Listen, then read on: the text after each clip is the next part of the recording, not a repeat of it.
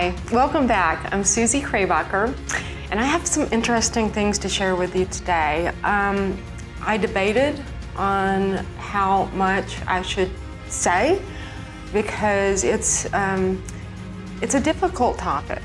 So I've been working in Haiti for 25 years, and a lot of people who have visited me in Haiti on our 20-acre campus have asked, why do you have so many handicapped children?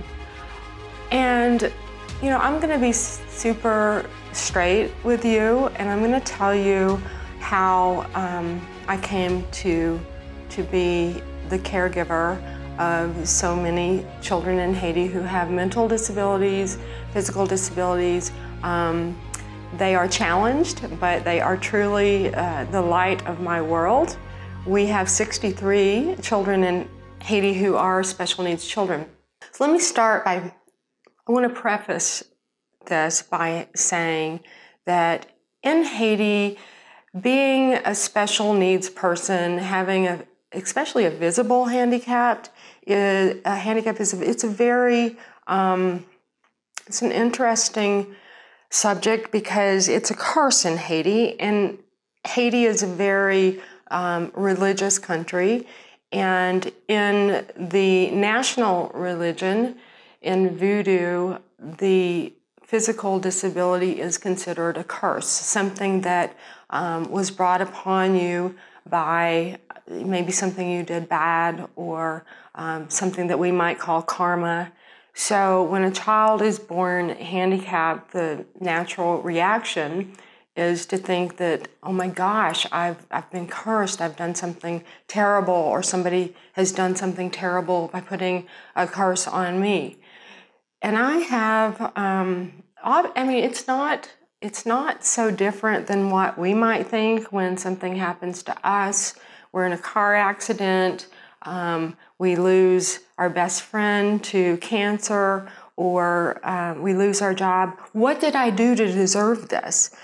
We have that same way of thinking. We must have done something wrong. I mean, at least some of us have that.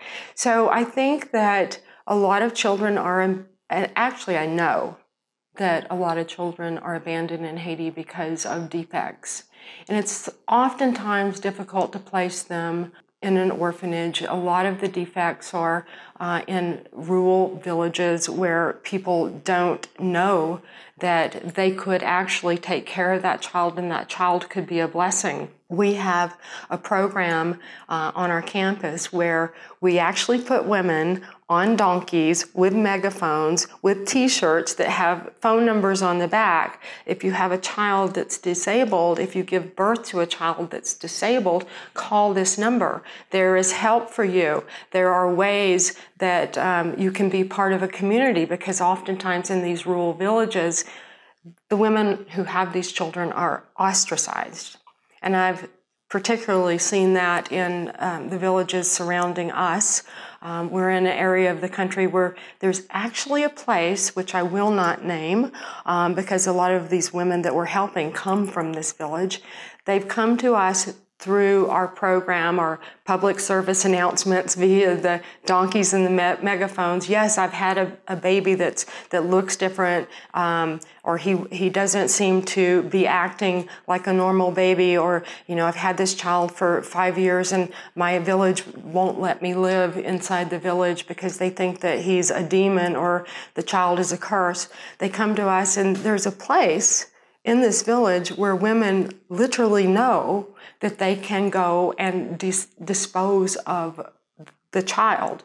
So we've been getting a lot of these women coming to us. We don't want to do that. We want to be part of our community. Our child is not a curse. We want to take care of our children. We don't want to abandon this child to a government institution where the child ends up at an orphanage like you, or like Haiti Children, which is the name of my facility. So we have prevented hundreds of children being abandoned because of handicaps, but there are many people who don't feel they have any resources.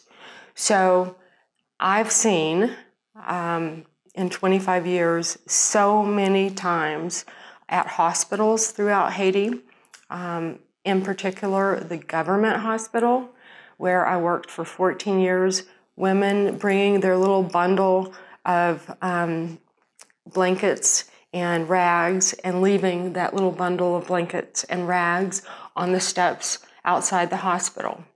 And then, of course, when the mother leaves, we had something that we called the abandoned baby unit inside that hospital. So all of those children would be immediately picked up and taken to the abandoned baby unit, and 50% of the time, if not more, the child had a handicap. But I knew, because the mothers so often would come back and I would see their fingers looking over the rim of the window into the abandoned baby unit to check on their child, to see that that child was being loved and cared for. And it broke my heart because I knew those women loved their child. It's just it's the trauma, the not knowing what to do, perhaps sometimes the lack of education to know that there is a way. There's a roadmap of services outside of the Haiti government system, one being ours, that if your child is handicapped, you can get free therapy, free physical therapy. We provide actually pediatric, psychiatric care as well. So that a lot of times these children with therapy, where they're not walking and maybe they've been atrophied from few years in childhood of not walking or moving or being cared for properly, they are now walking.